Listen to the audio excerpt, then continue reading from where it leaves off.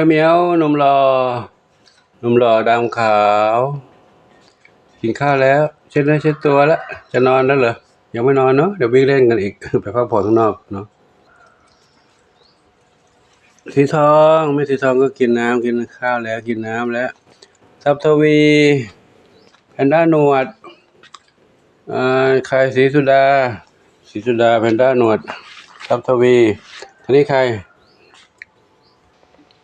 จามจุลีอยู่นี่จามจุลีเข้ามาข้างในก็พบกับน้องเหมียวกลุ่มใหญ่อยู่ข้างนอก8เหมียวอยู่ข้างในนี้กี่เหมียวอยู่ในนี้30เหมียว33เหมียว31เหมียวนะ32เหมียวจำผิดละมานั่งเล่นกันแล้วอู้น้องอะไรเนี่ยคุยเคเล่นฝนเล็บลูกเหรอฝนเล็บน้องสีหน้าส้มอันนี้น้องเล็กดำเล็กหางกวักชวนฝันเล็กชวนฝันใหญ่นี่ใครบุญสมเรียบร้อยดีนะผสมเรียบร้อยดีนี่โอ้หนุ่มใหญ่แล้วเนี่ยเป็นหนุ่มแล้วเนี่ยเป็นหนุ่มใหญ่แล้วจูชื่ออะไรลูกมีสุขจินนี่อะไรนวรัตน์อันนี้ใครลูกอันนี้หนึ่งอนงป่วยอยู่ไม่ได้ทำหมันเลยอันนี้ใครนี่ก็เจ็บตาส้มไม่ใช่ทองอ่อนหนึ่งอันนี้ใครลูกดวงฤดีใครอยู่บนนั้นน่ะ นั่นเท้าเล็กอยู่บนนั้นไม่ลงมาหรือพักผ่อนหย่อนใจตามสบายๆเนอะเขาเหมียวนี่เขานอนนั่นเหรอลูกเขาเท้านอนนั่นเหรอเขาเท้าอยู่ที่เดิมหรือว่าลงกินข้าวแล้วกลับเข้าที่เดิมหรือลูกอ๋อนี่ดำสนิทขยับไปนู่นละดำสนิทเขาเท้านี่ลายแม่ดำหนวดก็รอนะรอทำหมันแล้วนะจ้ารอทำหมันเนาะ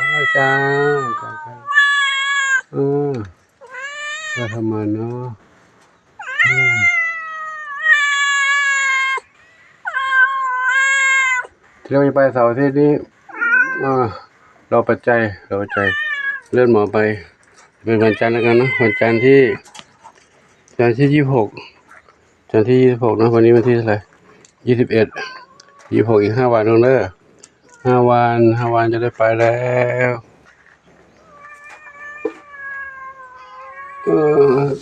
กินข้าวแล้วอาหารอยู่ได้ไงกินแล้วนี่ใครโชคทวีทรัพย์นี่โชคทวีทรัพย์โอ้ยบนนู้นใครบนโน้นชอบปากกาโชคทวีทรัพย์เดี๋ยวปู่ไปดูร้องเงี้ยใครนอนร้องเงี้ยอยู่นั่นก่อนเนาะเดี๋ยวมาหานะลูกเนอะลองเล่นดีกว่านะลูกนะเล่นดีกว่านะปุยฝ้ายน้องปุยฝ้ายคือนอนแล้วลูกคือนอนแล้วกินอาหารตรงข้างล่างแล้วกินนอนแล้วกินแล้วก็พักผ่อนแล้วนะปุยฝ้ายน้องบนน้ำเพชรจะกินอะไรเล่นหลวงปู่เหรอเล่นหลวงปู่กินข้าวแล้วลูกเจ้าไปข้างหน้าโอ้ใครมาอีกบุญชายชายตัวอ้วนกลมเนียนผิวสวยนะคนสวยเรียบร้อยเลยลูกหานอนดูทางโน้นหมดแล้วมาดูทางนี้บ้างมาดูน้อง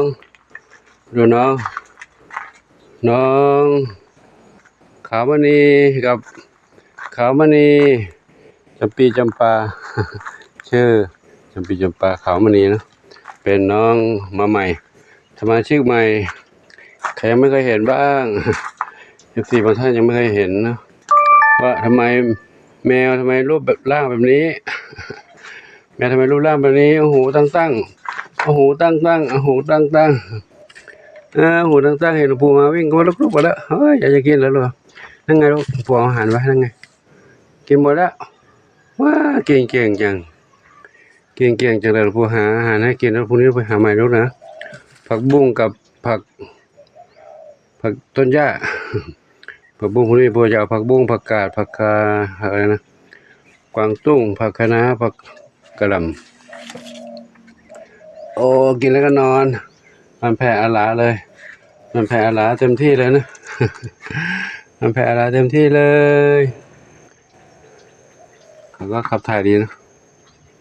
นอนการพักผ่อนการยังมีความสุขแต่กระต่ายเขากินหญ้าแห้งได้นะแต่แห้งหญ้าที่นี่ที่เอามาแล้วกินไม่ทันก็แห้งเขากินหญ้าแห้งเป็นอาหารหลักของเขาได้อันนี้ใครมาขี้ใส่ในนี้ขี้ก้อนเล็กๆนี่โอ้เหมียวไม่ใช่เหมียวหรอกเหมียวขี้เขาจะกรบขี้ก้อนใหญ่เหมียวกระต่ายขี้ก้อนเล็กๆกระต่ายถ้านายพรานไปเดินไปเห็นในป่านี่ตอนนี้เขาจะจ้องดักจับเลยแหละเขาจะรู้ว่าตัวนี้มีกระต่ายอยู่ถ้าน้องๆไปอยู่ป่าตอนนี้เป็นอาหารของคนใจร้ายไปแล้วเนี่ย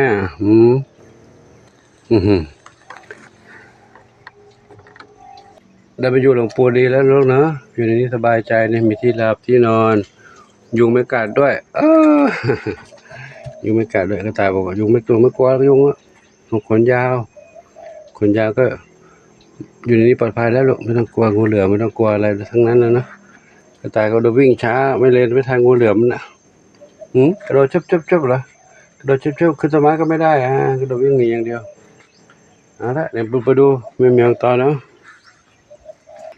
เมียเป็นไงลูกไม่ต้องน้อยใจนะไม่ต้องน้อยใจว่าปู่ไม่เล่นด้วยไม่ได้นะลูกเนาะไม่ต้องน้อยใจนะปู่เล่นด้วยปู่ก็มาเล่นด้วยเหมือนเดิมแหละ